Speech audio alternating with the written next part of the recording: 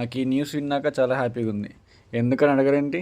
అదే మన vintage movies release థియేటర్‌లో మళ్ళా చూడడం నాకు బాగా మంచిగా అనిపిస్తుంది. ఈ వాలంటైన్స్ వీక్‌కి 4 సినిమాలు రిలీజ్ అవుతున్నాయి. సారీ 4 సినిమాలు రిలీజ్ అవుతున్నాయి. అవి ఏంటంటే 'ఆరెంజ్', 'లవ్ స్టోరీ 3' అండ్ 'మనసంతా నువ్వే'.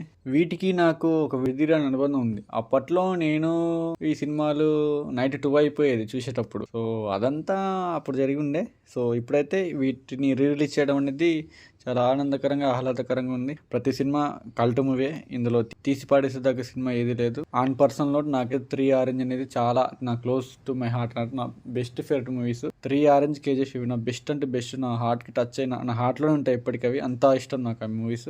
సో 3 మూవీ February 6 రిలీజ్ అవుతుంది. అండ్ మెయిన్లీ నాకు ఫస్ట్ అంటే 3 మూవీ.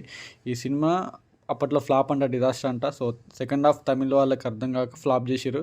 సో తెలుగులో ఎట్లుండో నాకు అంత ఐడియా లేదు. కానీ 3 మూవీ నేను థియేటర్లో చూద్దామని చెప్పి పోయిన ఇయర్ నుంచి చాలా వెయిట్ చేస్తున్నా. కానీ ఈసారి ఫైనల్లీ వచ్చింది. సో ఇది అయితే నాకు చాలా చాలా ఎక్సైటెడ్ ఉంది. రిలీజ్లో వర్షం అన్నమాట టాలీవుడ్లో. అండ్ నెక్స్ట్ ఆరెంజ్ మూవీ అయితే కల్ట్. ప్రతి సాంగ్ రామ్ చరణ్ గారి స్వాగ్, ఆ డైలాగ్స్ అంతా రియల్ అనమాట. ఇప్పుడు ఈ ట్రెండ్ ఇప్పుడు రిలీజ్ అయి ఉంటే దురంధర్, పుష్ప, ట్రిపుల్ అన్నిటి కొట్టిపడేసేది. అంత హైప్, ఓవర్ హైప్ అనుకోకండి. ఆరెంజ్కి ఆ సత్తా ఉంది. నేను జోక్ చేయట్లేదు. చాలా బాగుంటుంది ఆరెంజ్ మూవీ. ఇప్పట్లో రిలీజ్ కాలే కాబట్టి స్టిల్ రిలీజ్లో ఇది బ్లాక్ బస్టర్ అయింది. రిలీజ్లో ఫ్లాప్ అయినా కూడా.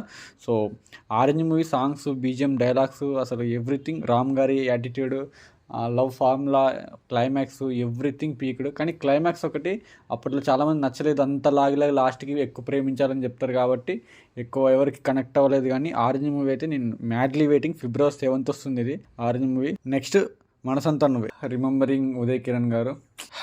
మనసంతా మూవీ బాగుంటుంది. చిన్నప్పుడు ఈ సినిమా చూడడానికి టీవీ దగ్గర రక్తాలు చిందించే వాళ్ళం రిమోట్ల కోసం కొట్టుకొని. అంత బాగుంటుంది మనసంతా నువ్వే. అసలు ఉదయ్ కిరణ్ గారు ఆయన చాక్లెట్ బాయ్ అన్నమాట. ఆయన ఇప్పుడు లేరు కాబట్టి ఉంది. కానీ ఆయన ఉండుంటే మాత్రం ఆయన ముందు ఏ స్టార్ ఉండేటోడు కాదని నాకు అనిపిస్తుంది అనే పర్సనల్ నోట్. సో జరిగింది కానీ మనసంతా నువ్వే. దానికోసం మళ్ళీ థియేటర్ పోయే ఇష్టం నాకుంది. ఉదయ్ కిరణ్ గారు అంటే నాకు చాలా ఇష్టం. So I'm madly waiting for మనసంతా నువ్వే. And next last but not least love story movie. ఇది February 14కి రిలీజ్ అవుతుంది, డైరెక్ట్ వ్యాలంటైన్స్ డే రోజే. సో నాకు ఇందులో క్లైమాక్స్ పెద్దగా అంతే నచ్చదు. సీన్స్ అంటే వాళ్ళు స్టార్ట్ చేసేదే ఒక బిజినెస్ పెట్టి డెవలప్ అవుదాం అనుకుంటారు. ఆ డెవలప్ అయ్యే బిజినెస్ మధ్య వదిలేసి లేచిపోతారు హీరోయిన్, పారిపోతారు.